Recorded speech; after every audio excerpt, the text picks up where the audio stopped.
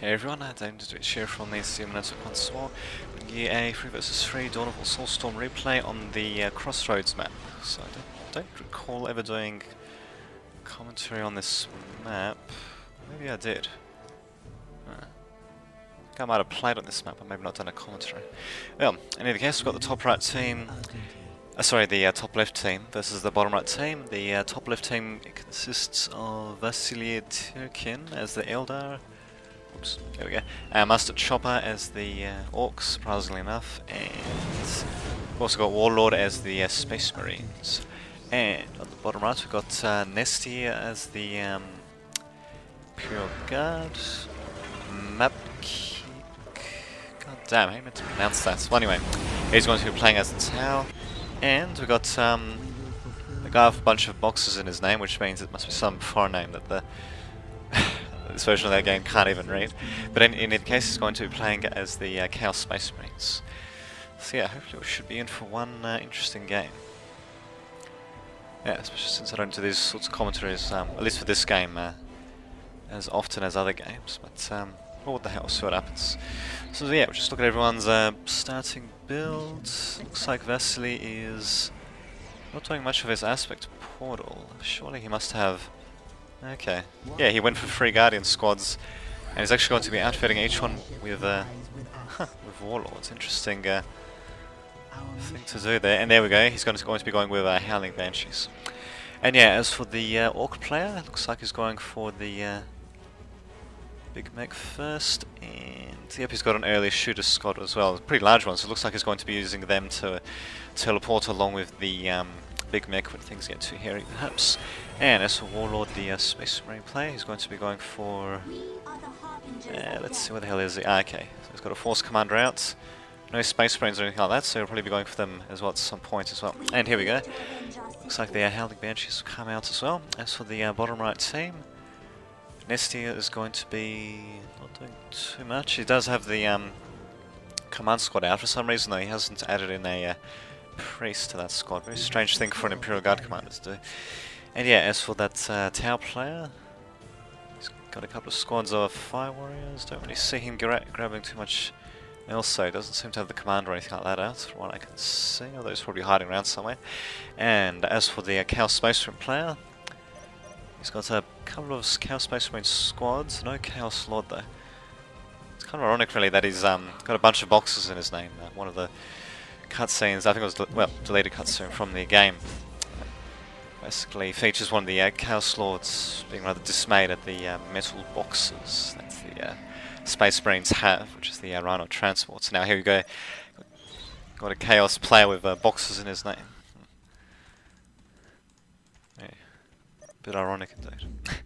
But anyway, hopefully we'll be seeing some sort of an engagement perhaps. Both the teams are slowly working their way to the middle. We're not really seeing anything too extreme being done at the moment, although the Tau player is going for tier 2 already. The Imperial Guard player is not quite at tier 2 yet, and yeah, it looks like the Elder player is actually going for the Wraith Tomb ability, so it looks like he's going to be doing a bit of building harassment. What is a bit strange though is that this Nestia guy, he hasn't got a priest yet on his command squad, which leads me to believe he might be a bit of a newbie player, because Imperial Guard players almost always get, well, they get the priest first, and then they either add a commissar or more commonly the psyker to their squad afterwards. Because the priest, he offers a, pretty sure, yeah, he does offer a health and a damage bonus, and he also offers a speed bonus as well. It makes his command squad almost acts like an Archon squad from the Dark Elder. And yeah, now they're going to get driven off. Yeah, looks like Master Chopper's getting a few shots on them. Good old Big Mech and the shooter boys, and there we go. So finally going to be seeing a bit of competition here. Nest is going to be fortifying, probably just as well given that doesn't have much else. And wow, interesting. Okay, and the Chaos player is going to be going for massive amounts of cultist squads. He doesn't seem to have... Yeah, he doesn't have an aspiring champion or anything like that attached. He's actually using them for massive melee. I thought he might have been using them with grenade launchers or something like that. And yeah, we've got boxes coming out of the players when it comes to the chat window, which is probably going to help us understand. You know, that's all we can do. So yeah, it looks like they're not going to be talking in any language that we can understand in any case, but yeah, we can certainly understand is the combat that's occurring here. at the very least. Although even that seems a bit strange with the massive amounts of cultists that are being deployed without even an aspiring champion or anything like that attached. Very strange way of doing things. And here we go, got a massive move out of Fire Warriors from the Tower player as well. Top left team is going to be counteracting with not too much from their end. We have the pile of guns up for the Orc player, so most likely he's going to be using that for the big shooters on his Orc squad. The Space Marine player here is going to Tier 2. Chaos Space Marine player at the bottom though is not quite at Tier 2, he's going for more Tier 1 upgrades such as the frag grenades. And the Imperial Guard player at the bottom, sorry, at the bottom right is going for Tier 2 as well.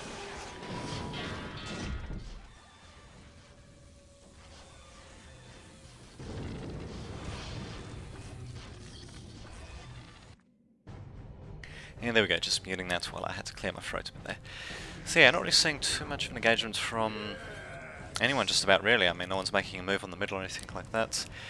And a bit of a shame really, because yeah, they should have had the victory conditions where you have to hold the majority of the critical point. At the very least that would force both teams to engage. But at the moment we've actually got two points being held by the top left team, only one by the bottom right team. So if you have that victory condition enabled, then that would force the bottom right team to move out, or else, you know, they'd lose the game just like that. And again, Nestia, the Imperial Guard player, is not getting a priest. His command's quite very strange.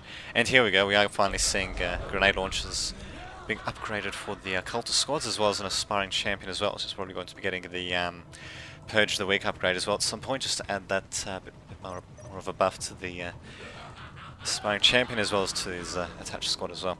And yeah, I've actually got them moving up straight towards the middle, and no engagement or anything like that at all from the top left team. So, I don't know what the hell they're waiting for. I mean, their troops are out and all that. Managed to mostly take up a bit. Got various buildings and all that built. I mean, surely you'd think they want to force some sort of a confrontation at some point. In fact, what the hell, I might just speed up the game actually. There we go.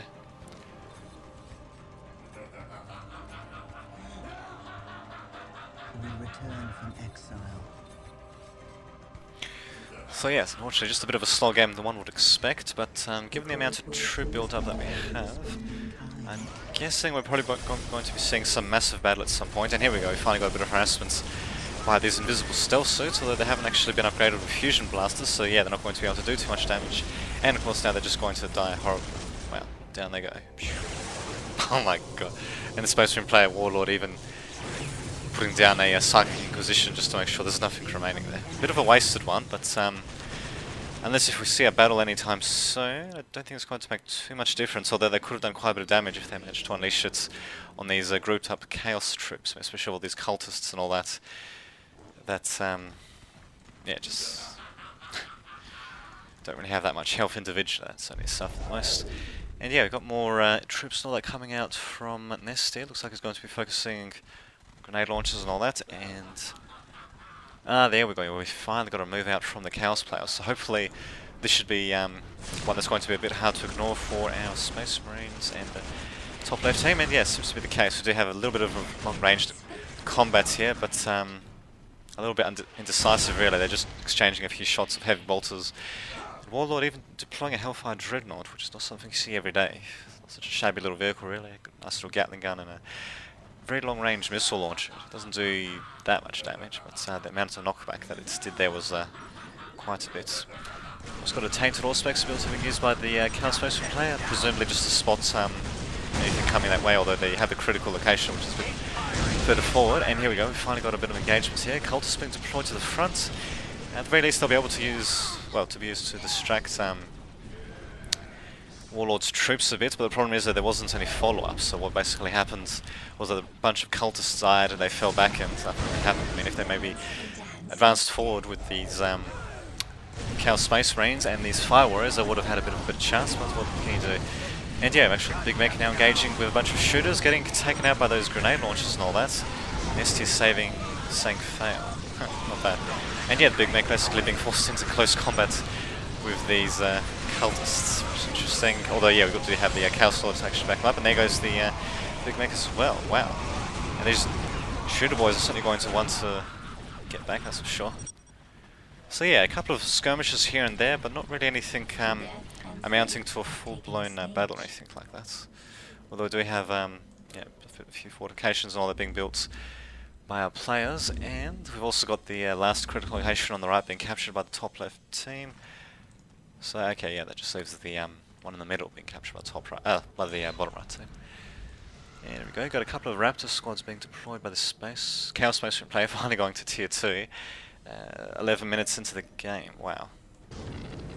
Delayed, but I suppose he's had quite a few tier 1 troops and all that. But the problem is, though, if you don't use them, then really you might as well have not spent your money at all, because a bunch of troops staying around not doing much is not really, well, not really getting your money's worth. I mean, sure, it might be preventing the other team from attacking, but it doesn't look like they're going to be doing too much attacking, at least directly. Although here we go, we finally got Master Chopper advancing forward with sluggers, although for some reason it doesn't have the knob leader attached, so it could maybe benefit from that a bit more if they're going to be engaging things like heavy bolter turrets and all that. Wow, actually, this thing post, I didn't realise it could fire from such a long range there. Oh, there you go. So yeah, I mean, you got a lot of soft targets and all that. You got heavy machine gun fire being used against them. I mean, they're not really going to end up that well. And in fact, I think, yep, it looks like Nestia is making pretty good use of his engine sears. And yeah, actually repairing these heavy bolter turrets. So yeah, he's actually managing to repair it faster than his Slugger boys can kill it off. But there we go, finally Slugger boys being redirected to kill it. They'll be able to do a bit of harassment, but the problem is though, Master Chopper would have lost quite a few sluggers and just attacking a single heavy bolter turret without being able to achieve anything. We still got a bit of a Mexican standoff situation in the middle as well. So yeah, a bit of a... not really sure what the hell to make of this game. I mean, it seems like everyone is just playing rather timidly, and now we've got the players chatting to each other again with those damn boxes. And there we go. Now the Slugger boys being demoralised. Yeah, they won't be able to do much damage, and of course Master Chopper finally realising that he's going to be retrieving them. Might have caused Nestia to overcommit a little bit on the heavy bolter turrets, but really, I mean, with the amount of sluggers that he killed off, I suppose it couldn't hurt just to add in a couple more turrets here and there. Speaking of which, do have vehicles and all that coming out for the Elder player. As for Master Chopper himself, yep, he's got the flash kits and all that coming out with an attached war boss. Should be getting maybe some Mad Dogs and all that just to help. Ah, there we go. Does that one all that to help heal him up and all that. And of course, he has a special ability to stop him from getting killed off. And as for Warlord, yeah, it's just sitting around really. And there we go. We finally got a bit of an incursion by the Elder player, but the thing is, he's not even using Fleet of Foot or anything like that, so they're just slowly running around. I'm hoping as Fleet of Foot researched, because I don't think he's actually used it a single time this game, which is certainly going to be to his downfall. I mean, Elder with Fleet and Foot not enabled is, yeah, they're going to have a pretty hard time, especially against troops that can fire at such a ridiculously long range, like this Fire Warriors and all that. And of course, not to mention all the Imperial Guard troops and Chaos troops equipped with heavy long-range weaponry. That's what the hell, maybe these ray floors that are being built will help break the line, so to speak. Otherwise, yeah, we're just going to be seeing quite a bit of indecisive action. And speaking of which, though, whoops, it looks like I've missed out on a bit of harassment actually by the Space Marine player on the bottom here, but it doesn't look like it was much of a contest. He's, wow, managed to destroy quite a bit of the Chaos Space Marine players' buildings, and now he's only just now bringing his troops back, so that was rather poor reaction time there. And there we go, they're finally being brought back though, but really the massive amount of damage being done to the infrastructure, I don't think we're going to be able to do too much. I mean, sure, they can maybe even kill off this entire contingent of Space Marines, but yeah, without those troop production facilities, not going to be able to do too much. And there we go. I've got the joined in battle, got all the Chaos Raptors and all that, forcing the Terminators into melee. Terminators and all the other Space Marine troops have their nearby very end with the Word of the Emperor ability being used, so yeah, they should be able to keep them from dying for a bit. But yeah, it's just quite a few Space Marine troops to deal with in either case, and there we go, we finally got orbital bombardments being used by the Space Marine player as well, keeping these Space Marines at bay as well, while they basically ward off the melee troops. And yeah, thankfully he did bring in his assault terminators as well, just to help with the melee aspect. Orbital bombardment is still going down, and the Chaos Space Marine player is still keeping his troops pretty much in range of that, actually using quite a few in process. And there you go, almost his entire base has been decimated, and just about his entire army has been decimated. So I'd say this could be the tipping point that most likely win the top left team the game.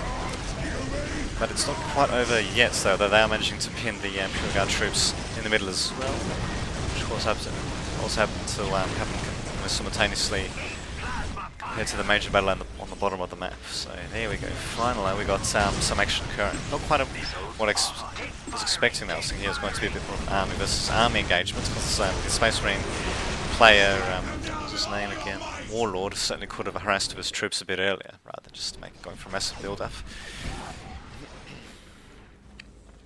Although to be fair, yeah, the bottom right team was certainly pretty passive as well, and I suppose a sneak attack like this, the very delayed sneak attack, is at least better than yeah, sitting around and doing nothing at the very least. And yeah, I guess that's what top left team has mostly been doing. I mean, keeping quite a few troops in the middle and basically probing on the flanks of the bases on the bottom right, until eventually they could find a weakness, which was the Chaos player's base. So now they're going to be going to the Tower player's base, and yeah, most likely going to be destroying that as well. Yeah, it looks like I think you meant to pronounce it, Map Kick. Well, whatever his name is going to be yeah, bringing back his troops, off a few volleys of the Skyrim missile gunship. But yeah, it's just going to be a case of too little, too late, in my opinion. Although you might be able to, oh, there we go, might be able to ward off them a bit, especially if he yeah, launches some pretty good missile barrages. But yeah, these assault homelanders just can take so much damage before getting killed off. It's just going to take more than just a couple of missile barrages to down them, of course. And I suppose, there we go, we got the Warlord's Dreadnought finally going for the power plants as well. And what do you know, it looks like Warlord's troops have been warded off for the time being, but at the moment we are seeing a massive advantage for the top left team.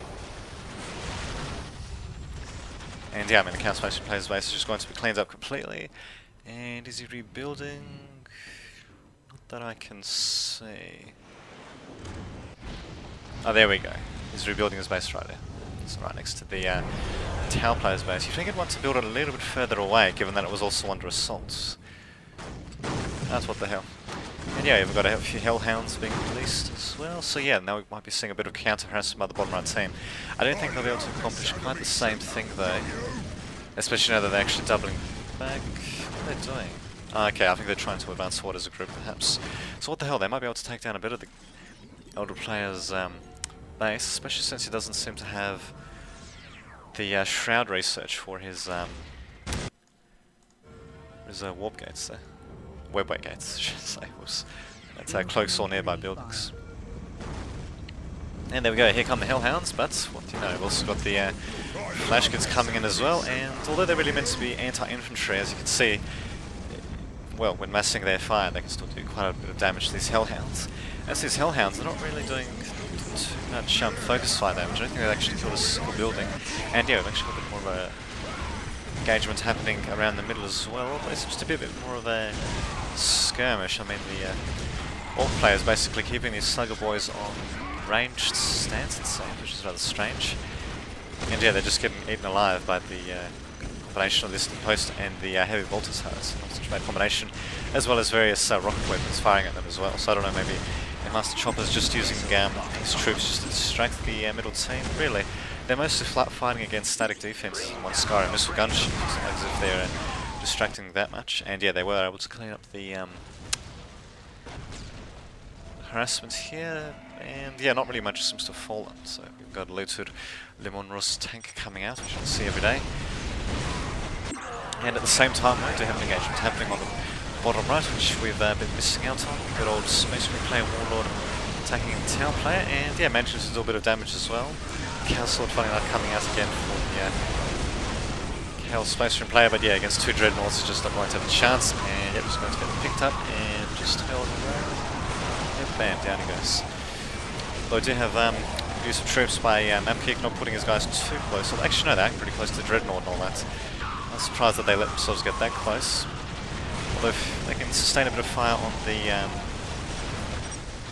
Terminator squad here, they might be able to do quite a bit of damage, but yeah, I don't really see that happening, especially these Dreadnoughts now coming in to damage them a bit. One goes down, but of course the Space Marine player can send in a few more.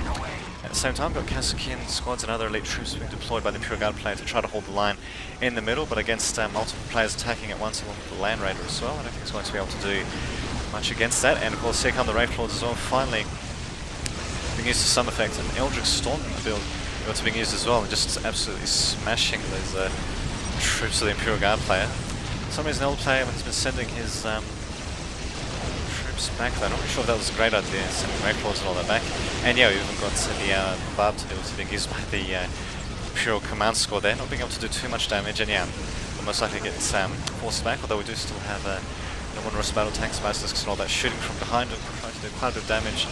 But this sort of close combat situation, the Basilisk might actually be hitting his own troops a little bit more often than the enemies, unless if he's making sure to target the troops back here rather than the ones that are getting attacked by the Wraith Lords and all that. And yeah, Ogryn's even going into melee against the Wraith Lord. Ogryn's for some reason don't have an attached priest, or if they did have one, he's dead in either case, then yeah, actually getting annihilated completely.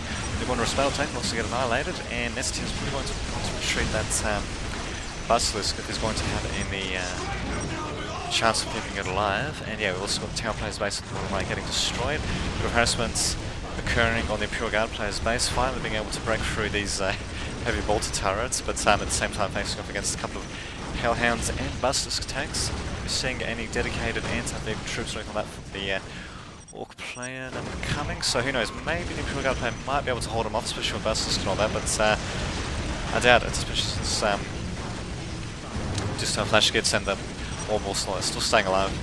The booted Remorse Battle Tank is actually being killed, I think. I'm pretty sure it's being killed there, but yeah, it's about to get killed off in case.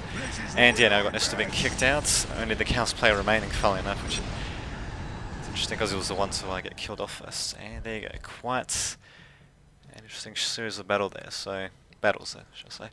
So yeah, we saw players being a bit timid at first, but yeah, with a bit of probing by the top left team, they managed to find a weakness and yeah, exploited it in full. And yeah, these are the results. So yeah, good game indeed, eventually, in any case. So yeah, hopefully be uploading the video a bit later on, and until that happens, this has been Damien signing off.